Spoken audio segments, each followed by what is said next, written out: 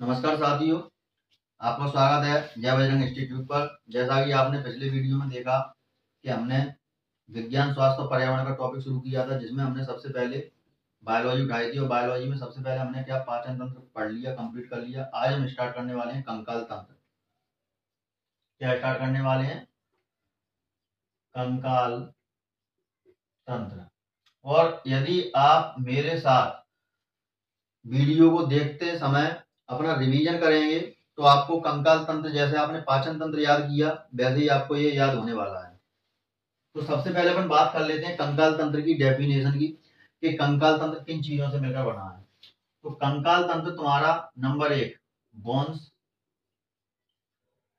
Number 2 तुम्हारा cartilage, और number 3 तुम्हारा मसल्स, यानी कि अस्थियां, उपास्थियां और मांसपेशियां, यानी कि कंकाल तंत्र। कंकाल तंत्र हमारा बोन्स, कार्टिलेज और मसल्स से मिलकर बनी हुई एक संरचना है। क्या है? कंकाल तंत्र हमारा बोन्स, कार्टिलेज और मसल्स से मिलकर बनी हुई एक संरचना है। और इसमें तुम्हारा क्या करता है, जो बोन्स होती हैं, हड्डियां, ये हमारे शरीर के ढांचे को आकार प्रदान करती हैं। शरीर के ढांचे को क्या करती हैं? आकार प्रदान करती हैं। और ये शरीर के अंदर जो हमारे कोमल अंग होते हैं, उनकी सुरक्षा का आवरण बनाती हैं। क्या हो गई कंकाल तंत्र की परिभाषा?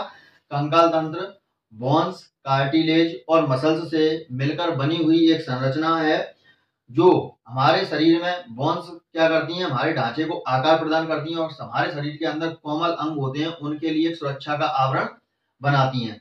यदि हम बात करें हमारे कंकाल तंत्र में, कंकाल तंत्र में यानी कि जो हमारा हड्डी का ढांचा होता है, एक वयस्क के शरीर में, वयस्क के शरीर में हड्डियां कितनी होती हैं? 206 होती हैं। वहीं यदि हम बच्चों की बात करें, बच्चों में हड्डियां कितनी होती हैं? तो बच्चों में हड्डियां हमारी 300 से अधिक होती हैं। कितनी होती हैं? 300 से अधिक होती हैं। अब देखिए, मान के चलिए एक अपन ने गोला ये बनाया, एक गोला अपन ने ये बनाया, एक गोला अपन ने ये बनाया, ये है तुम्हारा मान के चलिए कंकाल तंत्र। तो कंकाल तंत्र की जो बाहरी परत होती है, उसे अपन बोलते हैं एक्टोडर्म। क्या बोलते हैं? एक्टोडर्म। जो दूसरी परत होती है उसे बोलते हैं मीजोडर्म। क्या बोलते हैं? मीजोडर्म। और जो तीसरी परत होती है इसे बोलते हैं हम एंडोडर्म। एंडोडर्म बोलते हैं। क्या बोलते हैं? तीसरी परत को हम एंडोडर्म बोलते हैं। तो हमारे कंकाल की जो उत्पत्ति है वह दरअसल मीजोडर्म से ही हुई है। मीजोडर्म से कैसे हुई है? क्योंकि मीजोडर्म में तुम्हारा क्या होता है? मीजोडर्म में तुम्हारा स्पर्म और ओवम, स्पर्म और ओवम की जब क्रिया होती है तो क्या बनता है? जाइगोट बनता है। क्या बनता है? जाइगोट। और जाइगोट से किसका निर्माण होता है? जाइगोट से तुम्हारा भ्रूण का निर्माण होता है। भ्रूण यानी कि लिंग, भ्रूण का निर्माण होता है। तो क्या रहेगी इसकी परिभाषा कंकाल तंत्र की? कंकाल तंत्र बोन्स, कार्टिलेज और मसल्स से मिलकर बनी हुई एक संरचना है, जिसमें बोन्स हमारे शरीर के अंदर उपस्थित कोमल अंगों की सुरक्षा के लिए एक आवरण तैयार करता है। क्या करता है? आवरण तैयार करता है। एक वयस्क के शरीर में हड्डियां 206 होती हैं। वहीं यदि हम बच्चों की बात करें तो बच्चों में हड्डियां 300 से अधिक होती हैं। कंकाल तंत्र की यदि हम संरचना की बात करें तो कंकाल तंत्र के बाहरी परत को हम एक्टोडर्म कहते हैं। जो दूसरे नंबर की परत होती है उसे हम मीजोडर्म कहते हैं, और जो सबसे अंदर की परत होती है उसे हम एंडोडर्म कहते हैं। ठीक है।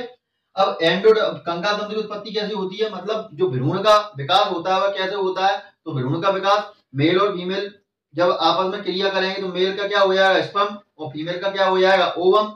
तो इन दोनों क्रिया होती है, क्या बनता है? जायगोट, और जायगोट से क्या बनता है? भ्रूण। तो इससे क्या हो जाता है? कंकाल की उत्पत्ति किससे मानी गई है? मीजोडर्म से मानी गई है। अब थोड़ा इधर देखिए, अपन जो कंकाल है अपना, कंकाल, ठीक है। अब कंकाल दो प्रकार का होता है। कितने प्रकार का होता है? दो प्रकार का। एक होता है तुम्हारा आंतरिक कंकाल, कंकाल, एक होता है तुम्हारा बाह्य कंकाल। आंतरिक कंकाल किसे कहते हैं? जो शरीर के अंदर उपस्थित होता है। क्या? जो शरीर के अंदर उपस्थित होता है, जो शरीर के अंदर उपस्थित हो, उसे हम क्या कहते हैं? आंतरिक कंकाल कहते हैं। जैसे कि मनुष्य, गाय, भैंस आदि। तो यहां पर अपन क्या लिखेंगे, जैसे मनुष्य, गाय और भैंस आदि। अब बात कर लेते हैं बाह्य कंकाल की। जो कंकाल शरीर के बाहर उपस्थित हो, क्या, जो कंकाल शरीर के बाहर उपस्थित हो, जो कंकाल शरीर के बाहर उपस्थित हो, किस किस का होता है, जैसे खटमल, मच्छर, कॉकरोच और प्रवाल। इन लोगों के क्या है, कंकाल बाहर उपस्थित रहते हैं। यदि हम कॉकरोच की बात करें तो कॉकरोच का यदि अपन सर भी काट देंगे फिर भी यह जिंदा रहेगा, क्योंकि इसको सांस लेने के लिए सर की आवश्यकता नहीं होती, और दूसरी बात इसमें ब्लड भी नहीं पाया जाता है। अब इसमें बात कर लेते हैं, जैसे हम नोट, जो कछुआ होता है हमारा, क्या होता है, कछुआ। तो कछुआ में आंतरिक कंकाल और बाह्य कंकाल दोनों पाए जाते हैं। कछुए में क्या पाए जाते हैं, आंतरिक कंकाल और बाह्य कंकाल दोनों पाए जाते हैं। अब हम थोड़ा बात कर लेते हैं तुम्हारी बोन्स की। तो बोन्स जो होती है तुम्हारी हड्डी, तो हड्डियों के अध्ययन के लिए एक शब्द उपयोग में लाया गया है। कौन सा शब्द उपयोग में लाया गया है, ऑस्टियो। कौन सा शब्द उपयोग में लाया गया है, ऑस्टियो। और ऑस्टियो का जो अध्ययन करते हैं उसे कहते हैं ऑस्टियोलॉजी। क्या कहते हैं, ऑस्टियोलॉजी। और ऑस्टियोलॉजी की निर्माण की जो प्रक्रिया होती है उसे बोलते हैं ओसिफिकेशन। ओसिफिकेशन क्या बोलते हैं, ओसिफिकेशन। ये क्या होती है, इसके निर्माण की प्रक्रिया होती है। अब हम बात कर लेते हैं कि हड्डियां किससे मिलकर बनी होती हैं। तो हड्डियां हमारी जो मिलकर बनी होती हैं वह किस किस से, एक कैल्शियम प्लस फास्फोरस,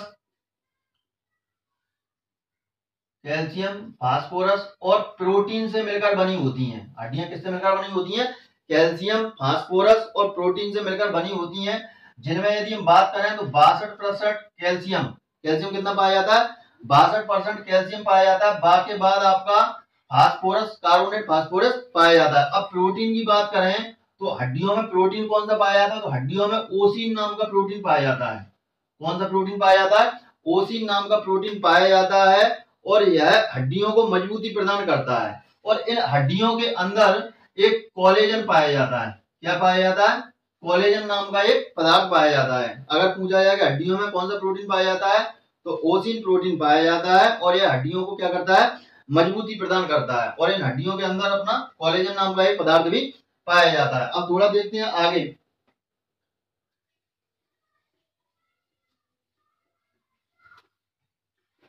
अब देखेंगे अपन कंकाल के तुम्हारे प्रकार हो गए। अब कंकाल के तुम्हारे भाग देख लेते हैं। कंकाल के भाग, कंकाल के दो भाग होते हैं। एक होता है आपका अक्षीय, जिसे इंग्लिश में बोलते हैं एक्सियल। क्या बोलते हैं, एक्सियल। इसमें अगर हम बात करें हड्डियों की तो इसमें हड्डियां होती हैं तुम्हारी 80। कितनी होती हैं, 80। इसके बाद दूसरा भाग होता है उपांगीय, और उपांगी को इंग्लिश में कहें तो अपेंडिकुलर बोलते हैं। क्या बोलते हैं, अपेंडिकुलर। और इसमें हड्डियां की बात करें तो इसमें हड्डियां होती हैं 26। कितनी होती हैं, 26। जो अच्छी है, अच्छी में क्या क्या पाया जाता है, तो अच्छी होता है हमारा ऊपर का हिस्सा। कौन सा हिस्सा, हमारे कमर से ऊपर का जो हिस्सा होता है उसे हमने अच्छी भाग में रखा है। और जो हमारा उपांगी भाग है उसे हमने कमर से नीचे वाले भाग को रखा है। यानी कि हमने अपने कंकाल तंत्र को दो भागों में बांट दिया, पहला अच्छी और दूसरा नीचे वाला उपांगी है। तो तुम्हारे अच्छी में पहले क्या आ जाएगा, तुम्हारा खोपड़ी आ जाएगी। ठीक है, खोपड़ी में हड्डियों की बात करें तो कितनी हड्डियां होती हैं खोपड़ी में तुम्हारी, वो भी अपन देखते हैं। दूसरा, खोपड़ी के बाद फिर तुम्हारा क्या आ जाएगा, खोपड़ी के बाद फिर तुम्हारी आ जाएंगी स्टार्नम यानी कि चेस्ट बोन। क्या आ जाएगी तुम्हारी, चेस्ट बोन। और चेस्ट बोन को अपन क्या कहते हैं, स्टर्नम, स्टर्नम बोन या स्टर्नम हड्डी। क्या कहते हैं इसको, स्टर्नम हड्डी। इसके बाद फिर तुम्हारी आ जाती पसली। क्या आ जाती तुम्हारी, पसली। तो ये तुम्हारी क्या हो गई, तुम्हारी पसली आ जाती है।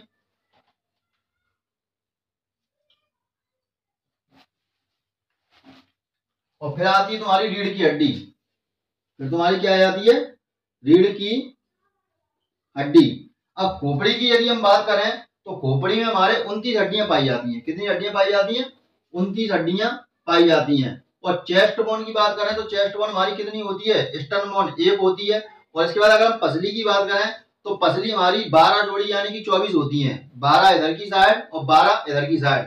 और रीढ़ की हड्डी की यदि हम बात करें तो रीढ़ की हड्डी में अपनी हड्डियां होती हैं टोटल 26। कितनी हड्डियां होती हैं, 26। और वहीं यदि हम बच्चों में बात करें तो बच्चों में रीढ़ की हड्डियां कितनी होती हैं, बच्चों में रीढ़ की हड्डियों की संख्या होती है 33। कितनी होती है, 33। तो यहाँ पर अपन क्या लिखेंगे, खोपड़ी में 29 हड्डियां और चेस्ट बोन यानी कि स्टर्नम बोन में एक हड्डी होती है।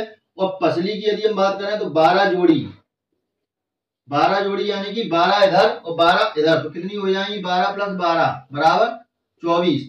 ऐसे ही रीढ़ की हड्डी की बात करें, रीढ़ की हड्डी कितनी, 26। और बच्चों में कितनी होती है तुम्हारी, 33।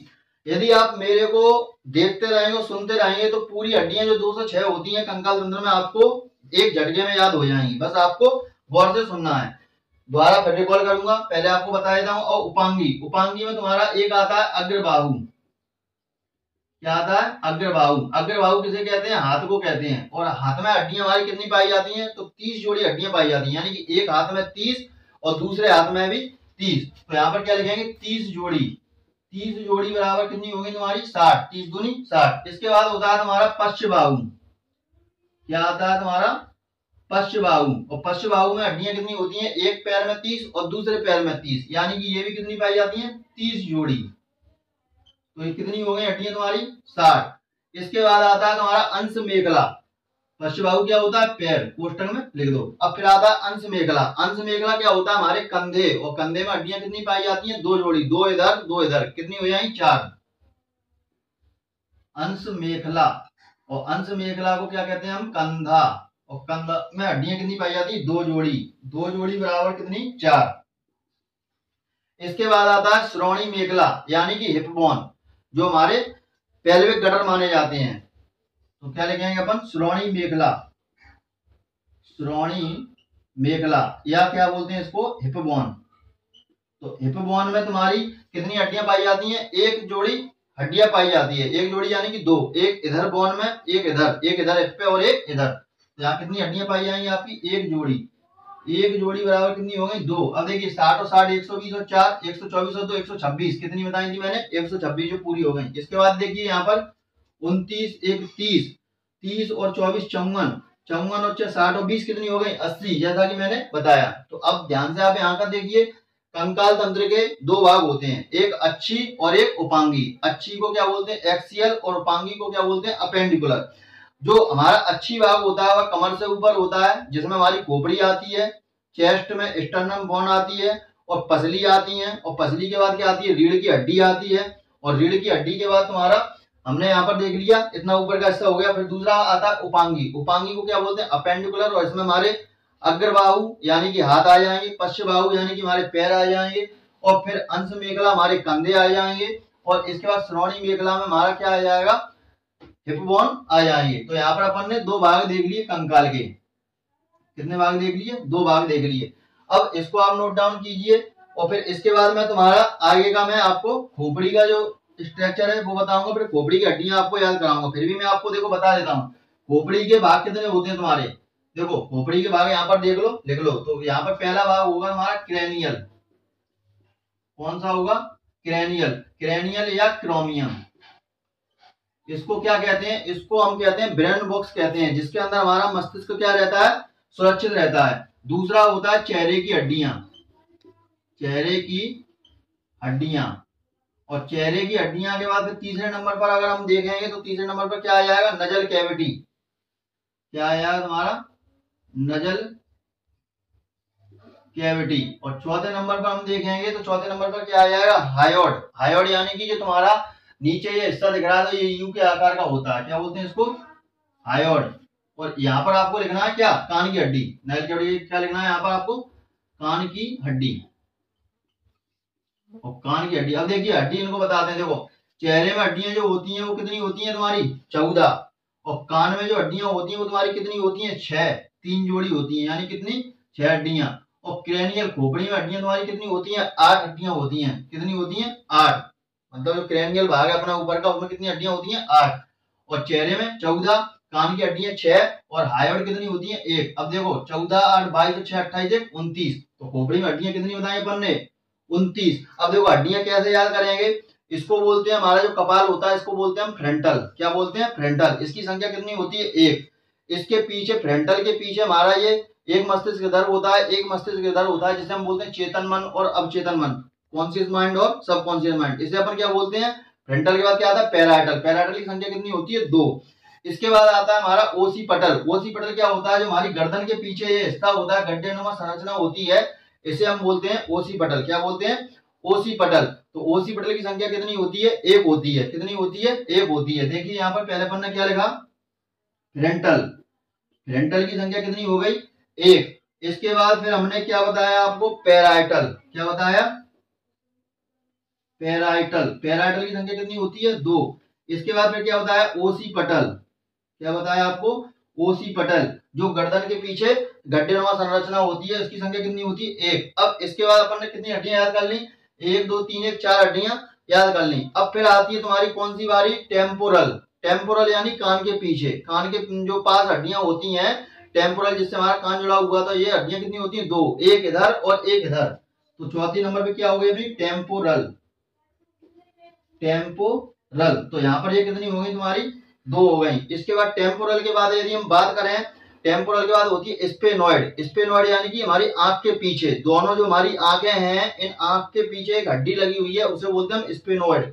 क्या बोलते हैं? स्पेनॉइड। और स्पेनॉइड की अगर हम बात करें तो स्पेनॉइड की संख्या कितनी होती है? 1। इसके बाद आती है हमारी इथेमॉइड। इथेमॉइड यानी कि नजल कैविटी के ऊपर जो हमारी एक हड्डी दिख रही है आपको, इसे बोलते हैं हम इथेमॉइड। क्या बोलते हैं? इथेमॉइड। और इथेमॉइड की संख्या कितनी होती है? 1। अब देखिए यहाँ पर 1 3 4 6 7 8। तो खोपड़ी में यानी क्रेनियल भाग में जो हड्डियां हमने बताई वो कितनी बताई थी? 8। 8 हड्डियों के नाम आपको याद होने चाहिए। कैसे? पहला फ्रंटल, फिर इसके बाद पैराइटल। फ्रंटल 1, पैराइटल 2, फिर ओसीपटल। ओसीपटल 1, गर्दन के पीछे गड्ढेनुमा संरचना। और फिर इसके बाद क्या बताया था?